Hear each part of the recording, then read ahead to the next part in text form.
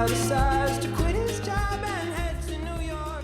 Welcome back to our daily show, 9:32. Brian back with Ameren, Illinois, and always great to talk about summer electric safety tips, especially because, when the weather gets especially this hot and, your linemen are still out there working. And then we already talked about all the different circumstances that they could be out there for, whether it's storm related or, wreck related or any type of, infrastructure issue. And to talk about safety tips is always important. Absolutely. So we've talked about what the linemen go through. We were here earlier this spring, right around graduation time, talking about Mylar balloons. So today we're just going to talk and encourage parents to just have a sit-down conversation with your children. We know that the summers, fortunately or unfortunately, however you're looking at it, is coming to a close for the kids before they go back to school. But it's always just a good time to talk to your children about some electric safety tips. And so one of the things that, we see more and more of are drones in the air. Mm-hmm. And so, you might give your son or daughter a drone for a birthday or some sort of a gift. And, they're out there flying them. And I've seen a couple of them, and I'll give you an example of what happened at my house here in just a few seconds. But, drones can have a mind of their own. Yeah. And just not warning, but encouraging parents to sit down and just talk to their kids about, hey, if you're out flying a drone and it gets entangled into a power line, or if it gets out of line of sight, it goes into a substation or whatever. Kids sometimes they don't want to tell their parents that they lost something, so they want to take it upon themselves and go out and retrieve that drone. So if it's entangled in a power line, we want you as a parent to come back, tell the child to come back and tell you as the parent that, hey, I've lost it. It's in a substation or it's in a power line. So the parent can call us at 1-800-755-5000, and a trained professional lineman or substation electrician can go in and retrieve that device. What if you encounter something like a power line that's just kind of drooping a little bit too low? Is that something that, because just with the kids walking around and exploring the neighborhood or you name it, that I could see that being something you'd encounter? Oh, absolutely. I mean, there's different situations, after a storm, things can droop. They don't necessarily come down. So again, and part of that sit down conversation is just really talk about the dangers of power lines. Mm-hmm. I talked to my children about it several years ago. I told them, I just went out to the backyard and I pointed to the pole in the backyard on the across the street from us. And I said, see, there's all these different lines. Can you tell me which is power, which is telephone, and which is cable? And they said, no. And I said, before I started working at the company, I couldn't tell you that either. So the message is assume all of those are energized lines. If they're down on the ground, or the question that you asked, if they're drooping, assume that they're energized, stay away. If you're, again, this conversation you as a parent are having, or you as a grandparent with your child or your teen, tell them to stay away, tell them to come home, so you as the adult can call our 800 number and get somebody out there who can take a look at that situation and make it safe. That makes sense. And, and especially when it comes to, those type of, whether it's like an RC type of situation, whether it's a plane, a drone, or hell, even a kite, it's, really important to understand where you're at too, because, sometimes we'd like to be able to go outside and, do whatever we want in the backyard, but our, just geography doesn't allow it. So maybe finding just time to go to the park and finding an open place to go to, could maybe divert some of that. But kids are going to be kids anyway. It's just like you said, informing them on the safety tips of making sure we aren't trying to retrieve that, that drone or whatever from a very dangerous place. Correct, right. And you hit the nail on the head by saying, go to an open space.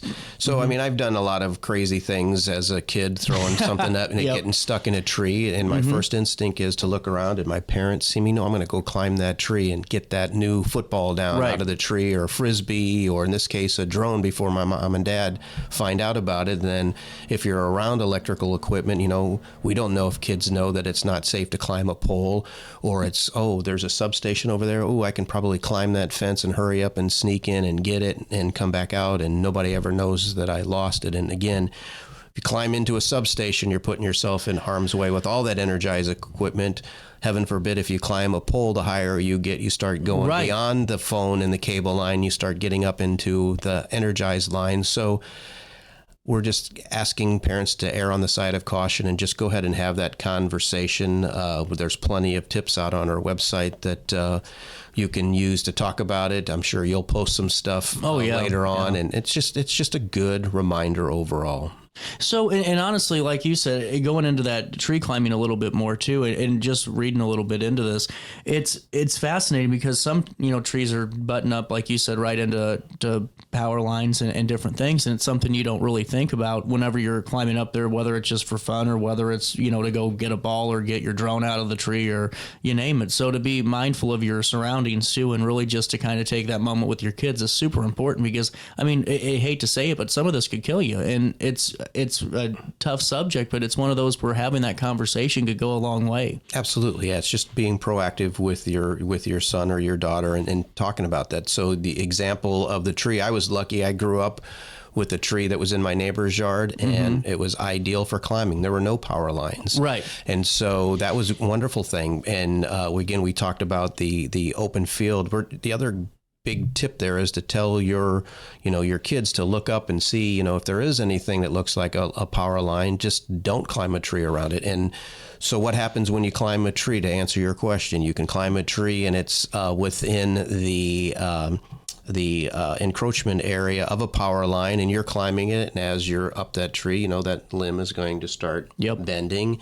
And if it touches a power line, then it's creating that path to ground. So now that tree limb has an opportunity to become energized as the electricity is trying to go down to the ground.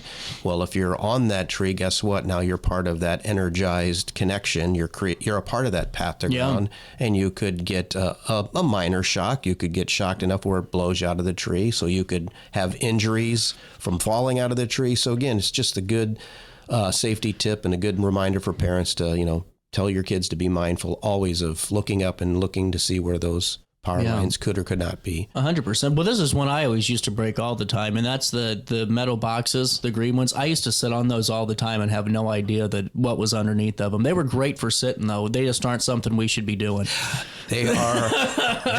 I don't know if they would be considered like a beanbag chair because they're not comfortable. They are metal. That's true. And so this is one of those where people were like, well, if there's an issue with them, why don't you put like a fence around them or, do something to make them safe? They are safe, and that's why they're out there, and they serve a great purpose. They're called Padmon transformers. And they are for underground service.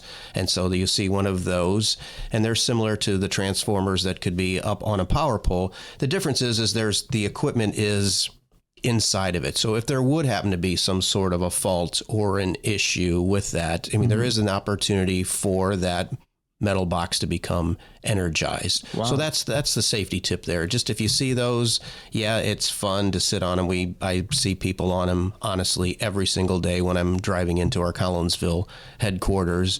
There's a stretch where people sit on them when they take breaks, and we've actually had former presidents of the company and people like myself, stopping and reminding them, while it looks comfortable and you're far enough away to do whatever, if you're having a smoke break or if you're just sitting down and getting away from the building, you're going to be safe in that area. But, if something would go wrong, you're putting yourself in potential harm's way. 100%. And then another question for you, which is, on the same topic of just, electricity and being safe out. It's not doing the Midwestern thing. I'm sure Ameren doesn't recommend going outside while you're in your garage with everything on and you're taking pictures of the lightning strikes that are going on and, making sure the kiddos are not doing that either and being your conducive, equipment whenever there's a lightning storm going on too.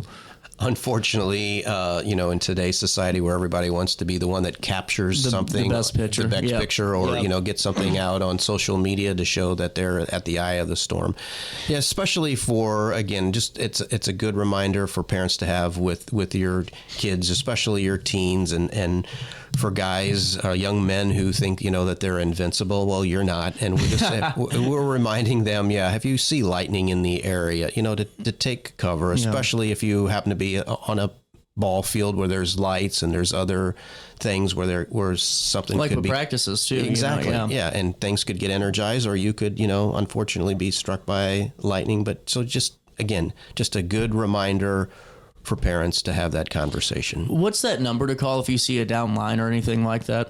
So the number to call, always call 1-800-755-5000. You'll talk to a live customer service rep who will take down your information, and we will send somebody out there as soon as we can. And if it's an emergency situation with a down power line, we get there as quickly as we can.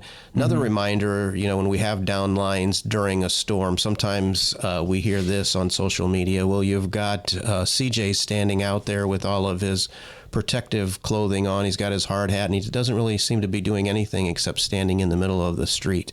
Right. And in a storm situation, we've talked about this before, but we have wire watchers. And so if there's a live wire down in a neighborhood and we just can't get to that one right away, we know about it, we'll send people from the office who are trained to keep themselves at a safe distance. But we'll as people come out and try to, hey, what happened in my neighborhood? We're like, wait, this is still an energized line. Please stay away. So we will do that. Wow, very fascinating. We got a moment to take a quick break with me. 9:43, a little bit of change. We'll come back and keep talking summer electric safety tips and talk all things about those GFCI outlets and all that good stuff right after this on RiverBender.com and Roku TV. Oh, I keep forgetting my buttons aren't working today. Oh no, another bad headache? Yeah. Maybe it's time to see your doctor. OSF Healthcare can handle all of your family's primary care needs, including diagnosing health issues or referring you to a specialist. Schedule an appointment today. For the biggest selection of pre-owned cars, trucks, and SUVs in the Riverbend, visit AltonToyota.com or stop by their location on the Homer Adams Parkway in Alton. Winner of the prestigious President's Award, Munganast Burkhardt Alton Toyota knows how to treat their customers, and it will help you find the vehicle that is perfect for you. For years, Munganast Toyota has been a fixture in the Riverbend, and now Munganast Burkhardt carries the tradition. New name, but the same great service you've come to expect. Yo, what up? It's Mike Keith, the proud graduate of Lewis and Clark Community College. I got my start in broadcasting and now I work all over the country.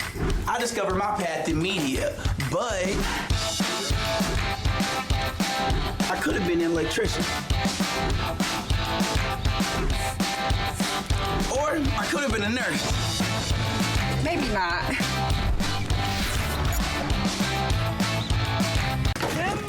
With over 20 years of experience, Wilson's Tree Service has the expertise to handle all of your tree care needs. Licensed and fully insured, their team of experts are dedicated to providing reliable service. Plus, with a 24-hour emergency service line, Wilson's will always be there for you. Don't risk tackling that timber by yourself. Trust the local professionals at Wilson's Tree Service. Visit treeservicealtonil.org to get started today. You're listening to Our Daily Show with CJ Nasello on RiverBender.com.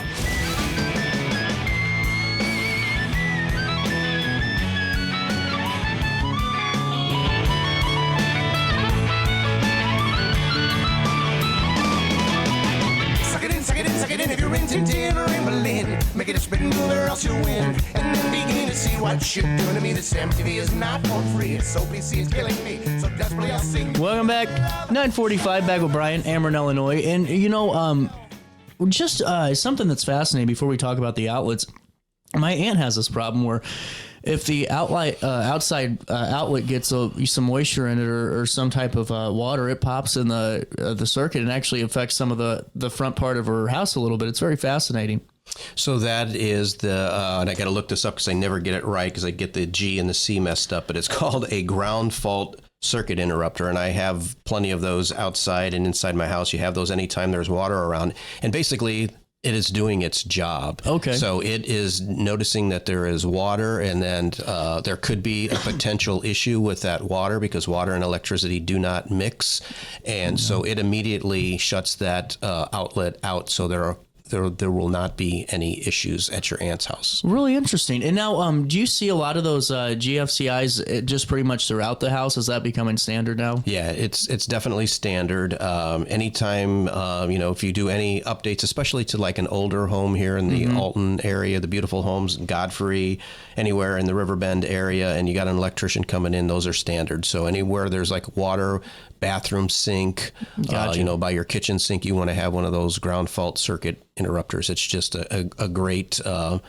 standard that was established many years ago, and I have them in my house. The one outdoor on my patio does the same thing that your aunts does, the way the water comes down and it splashes up. Even with the cover on it, sometimes I forget to close the cover, or that the water gets between the cover and the outlet itself. It still goes. And all she has to do, and she probably knows this, is basically go push a button and it goes from one color to the green color that says, okay, everything is, it's been checked. There are no faults. Now we're going to start bringing current right back to the outlet. Now, what happens if you don't have these, and how important are they, especially, because we do have older homes here that, might not have those, and, take me through that safety feature and what it prevents. Well, so I equate that to the older homes, or people who, put that, hey, I want to get that first family pool, and they go and they buy an above ground 3-foot pool. Yeah. I remember my dad deciding one year that we had this little spot and it sat in the sun and we roasted out there, but it was great having one for like 2 years. And then the idea was like, it was never again. But anyway, more to that story on another show. But he knew then. So the first thing that he did is at the carport, he installed one of the ground fault circuit interrupters. And again, it's designed so that if you're in the pool,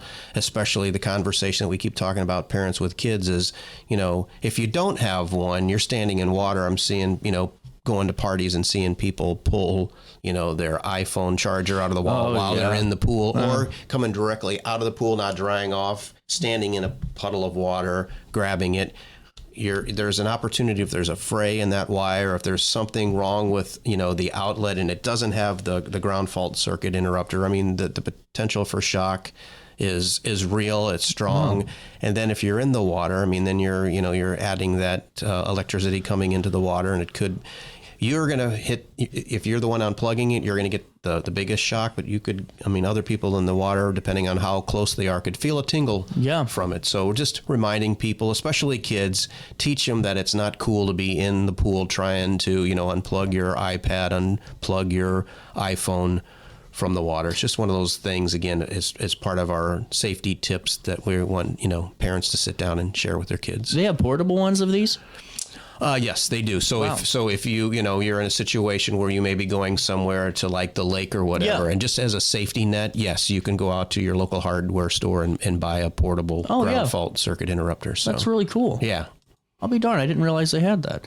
Well, and now when it comes to these, is some of thes shocks, does it just depend on, the type of appliance or type of situation you're in whenever we're talking about shocks? Because it seems like you're at least going to have a pretty uncomfortable experience regardless of what you're doing. All right, let me turn this for just one second here. Let me be the interviewer and you be the interviewee. So, as a kid, at any point, did you ever go up to any sort of an outlet and unplug it and accidentally get your finger in between it? Yeah. And so you could feel something as little as that. So now, if you're adding the water element to it and it's trying to create that path of ground, you're going to feel a more significant That's what I was shock. wondering. Yeah. Yeah. So it's just one of those things where you want to be safe. And I loved it that, you talked about the portable ones. Mm-hmm. Yeah, I highly recommend, especially if you're a family that does a lot of boating during the summer and you're using a dock that's not yours, because most people know that if they have a dock and it's a newer one, because of the standards, there's already going to be there. But if you're on a vacation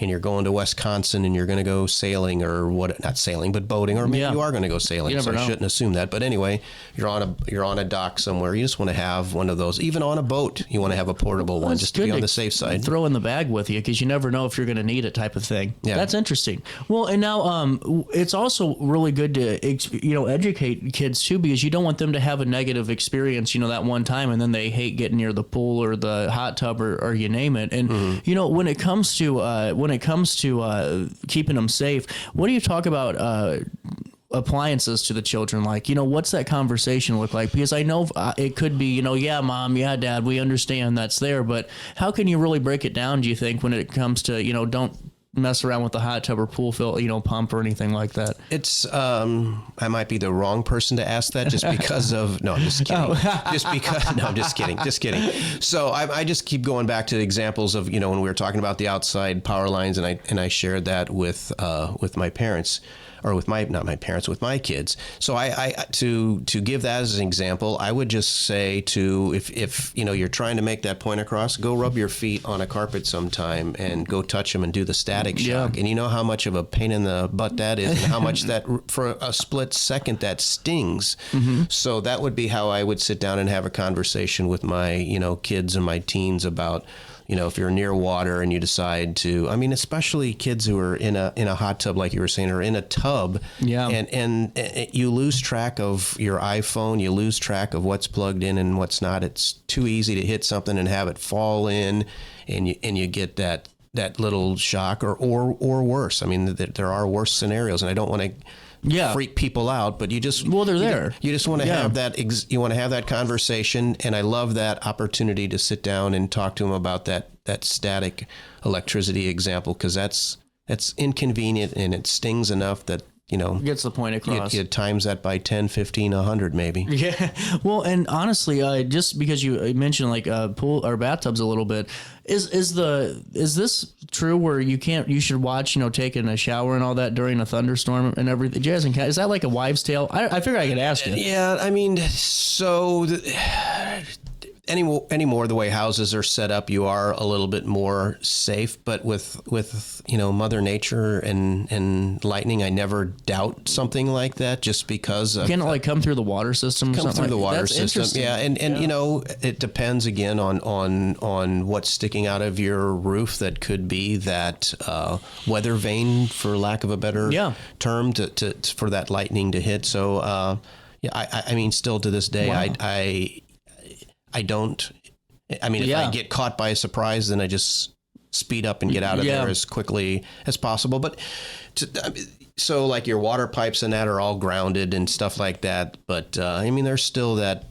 That's interesting. Chance that could happen. I don't know. I always found that I figured I could ask you, now that we're talking about, summer safety tips. And with that being said, too, when it comes to, those devices, and I know that this is for, older kids or even younger ones now, because I see 7-year-olds with iPads, is, making sure that if you're outside, whether you're camping or sitting out by the pool or you name it, especially when it starts downpouring and all that, and you have your phone plugged in, I'm sure that, those outlets become it could be a pretty dangerous thing too. And that's why you want to have that, make sure you have that ground fault circuit interrupter. I was at the pool this weekend once and just, saw, I swear I don't know if the little one could string, 2 sentences together. Yeah. It was on the phone. Yeah, so, she's a master at it already. Yep. Exactly. So, it's going to happen. Yep. So when they reach an age where they understand, that's when we have those conversations. Well, and now also, too, some of the things when it comes to, the outdoor stuff,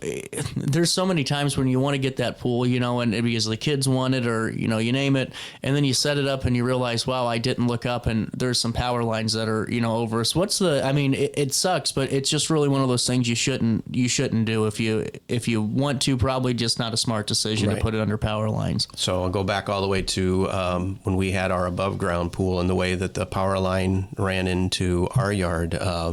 We actually, not we, because I didn't have any money when I was however old I was, but my dad decided to have somebody come in. He paid an electrician and they buried the power line. Oh, wow. So it was underground and in conduit and it was safe. So the reason why you don't want to have a pool under power lines, so then you're adding maybe a deck. Then you have people who want to jump off of the ladder.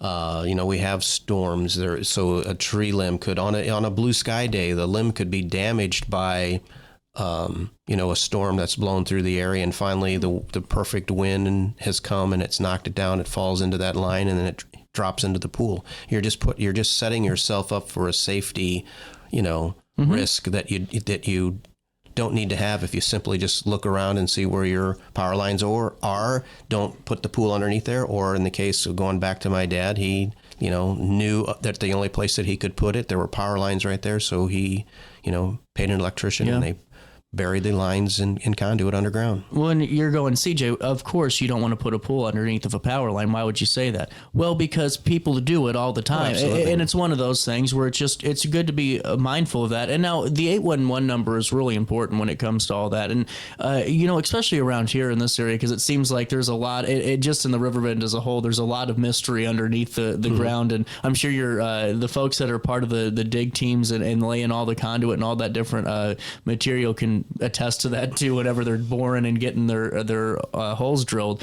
But when we call 888, how long is that turnaround time? What's it look like, and what's the process look like for somebody who's never done it before? Right. So a couple of months ago, hey, that's my Siri phone. wanted to join you in on the conversation. Sorry, everyone. Let's turn. They're always listening to us, Brian. I'm telling you. And she wanted to answer that question on our behalf. They're silent. Siri is not a spokesperson for Ameren. Yeah, exactly. But so we had Jake Duke on a while back ago, and he really talked about it. We've had some new amendments to the 811 law, but no, you want to call in so you can actually call and go through a voice activated system. Or anyway, it's super easy just to go to the 811 site now. I did it last fall when I had a new retaining wall put up when my old one was failing. And I just went online and showed, where, first of all, told what my address was, when I was going to start the project. That was the first two most important things, because it takes at least 3 full business days before somebody will come out and mark. So if you decide on a Saturday that you want to, like this Saturday coming up, if you want to do a project, it's best to call yet today or Tuesday. I wouldn't wait until Wednesday anymore, just the way that the new law is written. So if you call, today or tomorrow, by Friday, your area will be marked with yellowish orange for the natural gas and the red for underground electric. And then they'll also, if there's sewer and water, they'll put the flags in the ground. That just shows you where the utilities are. Well, and that's really important too, because especially now, you get more and more of that where we all think we know we're fine to dig here, and then there's just issues whether or not you cut something down there with a post hole digger or you name it. You just don't want to cause those problems. Right, and you see situations, when you're in older neighborhoods, not like you were saying, not knowing where things are. Sometimes, there's stuff in the ground that's retired. That's not even, you don't even know until you actually get down in there and start boring. I mean, sometimes even the 811 marking may not find something that's been retired because there is no water running to it anymore, or there is no natural gas or whatever. And people over time have done things to the yards where they've landscaped. Let's say you move into a newer home for you, but it's in an older neighborhood. You don't know how much that ground has been altered. I mean, any kind of an example that you can think of, I can assure you that our gas and our electric guys have seen it when it comes to, utilities being hit for a number of reasons. Absolutely. That's IllinoisOneCall.com, IllinoisOneCall.com. All right, Brian, before I let you go, I know we're going to talk about this a little bit later, and I'm really excited to. And, right now people are getting a little, upset, I think is the best term, just because of the electric bills are getting a little, steep. And just what's your thought on that from, an Ameren perspective, just, with folks saying, hey, my bill is just, it's getting up there. This is the highest it's ever been. Right. Yeah. So there's many factors that are playing into this right now. So let me start out by saying this, and then I'll answer your question. So if you feel like you're going to potentially get behind on your bill, the first thing we want you to do is call us at 1-800-755-5000 so you can talk to a customer service rep and walk through, what your situation is, if someone's lost a job or whatever. I always like to say that people already get concerned about the high bills. If I fall behind, then my electricity is going to get shut off. I always like to tell people that, shutting off electricity is like the last of the last resorts that we do. So there are several factors that are going into the high bills right now. The biggest advice that I can share with your listeners and your viewers right now is to take out your bill and take a look at it and make sure that you understand what's going on. So there are many different things that are on your bill, but Ameren, Illinois is a delivery-only company. So the delivery only portion of your bill covers what it costs to help maintain the lights, the infrastructure, etc. There's also the supply side of the electric bill, and this is where I'm going to have one of the subject matter experts who can really get in and break it down much better sure it's than I can. Yeah. And so on the supply side, that's just a pass-through on your Ameren, Illinois bill. Your bill still says Ameren, Illinois, because we are the delivery portion of your bill. But on the supply side is when I really ask your viewers to really take a look at. There's a couple of different factors in that as to what can impact your bill. So in order to, understand that, take a look at that supply side. If you feel like, that you are paying a little bit more on the supply side than what you may have paid last year, you can certainly go to the website. It's called pluginillinois.org. And if I have that wrong, I will look it up and make sure that I, have you correct that. So we just want people to understand that.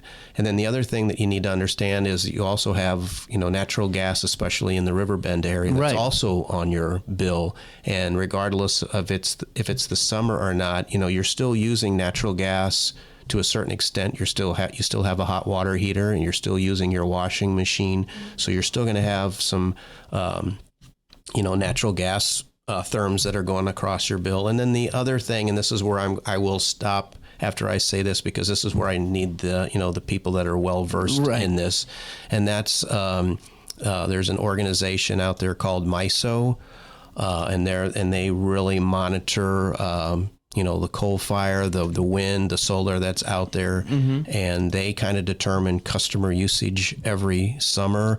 And based on the models that they saw, especially now as we're living with all this really hot heat right now with this heat dome or whatever they're calling it, so the price per megawatt went up this year compared to last year. Again, nothing that Ameren, Illinois did. It was something that MISO did in order to kind of understand what the demand was going to be this year. That all impacts your electric/natural gas bill from Ameren, Illinois. So that's like I said, that's about as far as I'd like to go that I feel comfortable answering. It's not that I can't, but I would rather have somebody who does this every single day rather than me as the spokesman, may have talked slightly out of turn. But I think depending on which individual we have on the air, will really break it down and really, allow your viewers and listeners to understand what's going on with that. Yeah, and you can find out more. That's misoenergy.org. That's an interesting website, too. A lot of interesting information in that. And, Brian, it's always great talking to you, and I'm really looking forward to all the other conversations we have with Ameren. Yep, I appreciate your time. 10:04. We'll take a quick break, and we'll come back with more Daily Show right after this on this Monday morning on RiverBender.com, and get over here, Roku TV.